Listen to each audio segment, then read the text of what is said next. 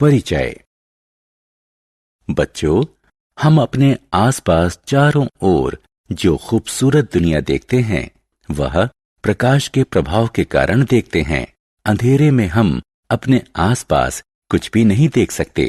प्रकाश हमारे जीवन का महत्वपूर्ण आयाम है।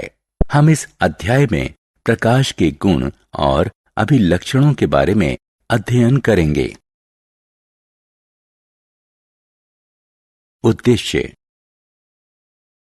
इस पाठ के अंत में आप निम्न करने में सक्षम हो जाएंगे: प्रकाश की व्याख्या करना, प्रकाश परावर्तन के नियमों की व्याख्या करना, नियमित और विसरित परावर्तन की व्याख्या करना, विभिन्न तरह के प्रतिबिंबों की बनावट पर चर्चा करना, कैलिडोस्कोप के कार्य करने की व्याख्या करना, प्रकाश पराकिरणन की व्याख्या करना।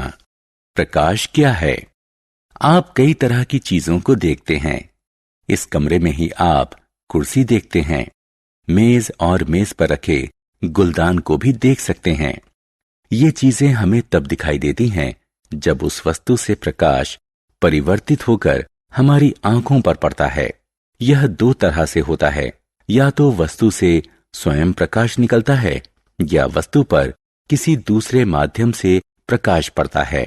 इस स्थिति में प्रकाश परावर्तित होकर हमारी आंखों तक आता है।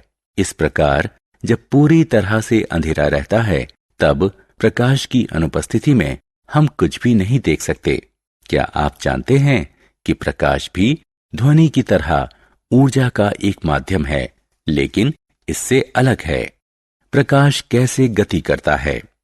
हम जानते हैं कि ध्वनि निर्वात में गति नहीं कर सकती, लेकिन प्रकाश निर्वात के माध्यम से गति कर सकता है।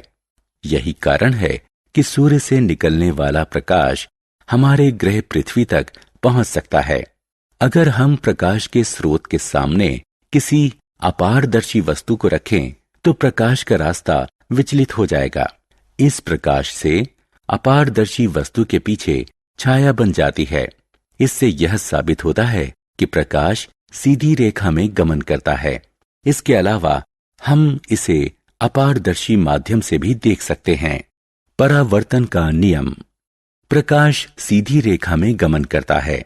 जैसे हम किसी गेंद को दीवार पर मारते हैं और गेंद उछलकर वापस आ जाती है, ठीक वैसे ही प्रकाश को किसी वस्तु पर गमन कराया जाता है तो वह छितराकर वापस आ जाता है। पर सबसे महत्वपूर्ण बात यह है कि जिस कोण से प्रकाश किसी वस्तु पर आपतित होता है, ठीक उसी कोण से वस्तु प्रकाश को परावर्तित करती है। आइए हम इस बात को विस्तार से जानें। सतह पर प्रकाश का परावर्तन निम्न दो नियमों का पालन करता है, जिसे प्रकाश के परावर्तन का नियम कहते हैं।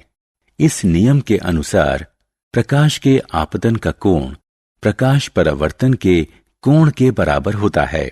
इस प्रकार I बराबर R आपतन की सामान्य अवस्था में प्रकाश की किरण और परावर्तित किरण सभी एक ही पथ पर अवस्थित रहता है। अधिक जानकारी के लिए क्लिक करें। नियमित और विसरित परिवर्तन। दर्पण जैसी समतल सतह से निकलने वाले परावर्तन को नियमित परावर्तन कहते हैं। पानी की सतह से निकलने वाली परावर्तन या बेहद चमकीली सतह से निकलने वाले परावर्तन भी नियमित परावर्तन के उदाहरण हैं। प्रकाश का नियमित परावर्तन ही प्रतिबिंब बनाता है। विसरित परावर्तन तब होता है जब प्रकाश की किरण किसी लकड़ी या दीवार की सतह पर आपतित होती है। यह सतह समतल या चमकीली नहीं होती। इस स्थिति में प्रतिबिंब नहीं बनता। ऐसी स्थिति में सतह के विभिन्न भाग विभिन्न दिशाओं में आपतित किरण से परावर्तित होते हैं। हम ज्यादातर वस्तुओं को अपनी आंख से देखते हैं। ये हम तब देखते हैं जब इनकी सतह से विसरित परावर्तन होता है। बहुविध प्रतिबिंब। एक समतल दर्पण वस्तु का एक प्रतिबिंब बनाता है। क्या आप बता सकते हैं कि दो समतल दर्पणों पर हम कितने सारे प्रतिबिंबों को प्राप्त कर सकते हैं? दो समतल दर्पण लें, इसे एक दूसरे के साथ दाईं कोण पर व्यवस्थित करें, जिसमें इनका किनारा मिल सके। इन दर्पणों के बीच में एक मोमबत्ती रखें। अब आप कितने प्रतिबिंबों को देख रहे हैं? आपको हैरानी होगी कि आप इन 2 दर्पणों में 3 प्रतिबिंब देख रहे हैं। दर्पण में बने इन प्रतिबिंबों को देखकर हमें हैरानी होती है। आगे भी हम ऐसे ही हैरत भरे प्रतिबिंबों को देखेंगे। कैलिडोस्कोप। कैलिडोस्कोप क्या है? कैलिडोस्कोप एक नली होती है जिसमें दर्पण और रंगीन कांच के टुकड़े या पत्थर के टुकड़े होते हैं जो खूबसूरत पैटर्न बनाते हैं। एक दर्पण के रूप में जब आप इसे एक छोर से देखेंगे तो पाएंगे कि प्रकाश दूसरे छोर से प्रवेश करता है और रंगों का खूबसूरत समा बांध देता है। ऐसा इसलिए होता है क्योंकि जब नली घूमती है तो दर्पण से परावर्तन दूर हो जाता है।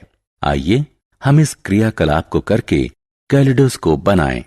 3 समतल दर्पण के टुकड़े लें और प्रिज्म बनाने में हमारा साथ दें। इसे एक गोल कार्ड बोर्ड नली में सेट करें। नली के कार्डबोर्ड का एक छोर बंद होना चाहिए। अब इस कार्डबोर्ड के बीचों बीच एक छेद करें जिसमें हम देख सकें। कार्डबोर्ड के अंदर पारदर्शी प्लास्टिक के टुकड़े को चिपका दें। दूसरे छोर पर गोल समतल कांच की प्लेट को लगा दें। इस कांच की प्लेट में छोटे छोटे रंगीन कांच डाल दें और शीशे की प्लेट से नली के छोर को बंद कर दें। अब छेद में प्रकाशित बिंब को कार्डबोर्ड के छेद से देखने के लिए कैलिडोस्कोप को घुमाएं। आपको नली में कई खूबसूरत तरह के नजारे देखने को मिलेंगे। प्रकाश का प्रकीर्णन। बारिश होने के बाद हम आकाश में क्या प्रेक्षण करते हैं? जी हां, हम आकाश में कई रंगों वाला खूबसूरत इंद्रधनुष देखते हैं।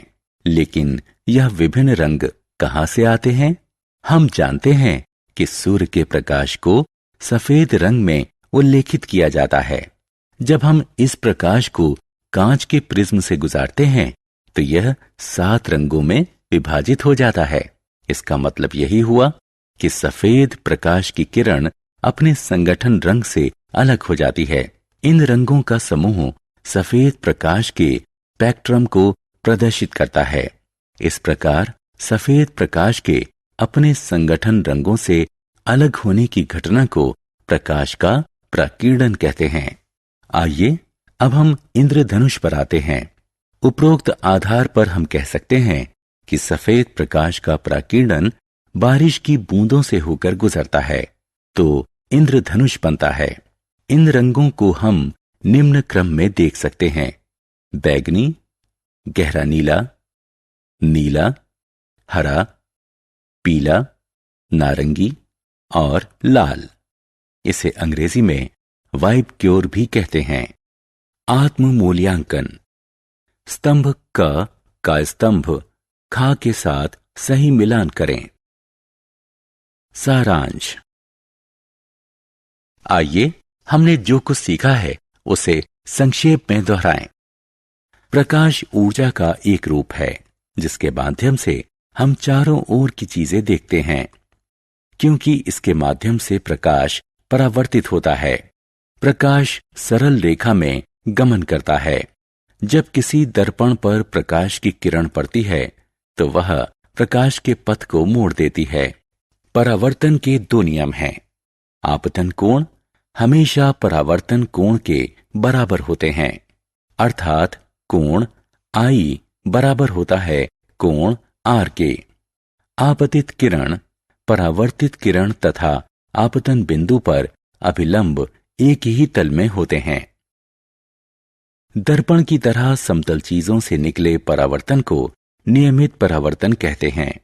दीवार की तरह खुरदरी चीजों से होने वाले परावर्तन को विसरित परावर्तन कहते हैं।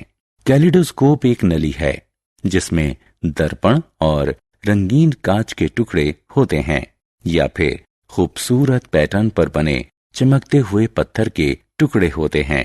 कोई दर्शक इसे एक छोर से देखता है और दूसरे छोर से प्रकाश अंदर आता है, तब इसमें घूमते हुए परावर्तन के कारण रंगों का खूबसूरत पैटर्न बनता है, जिसका नजारा अद्भुत होता है।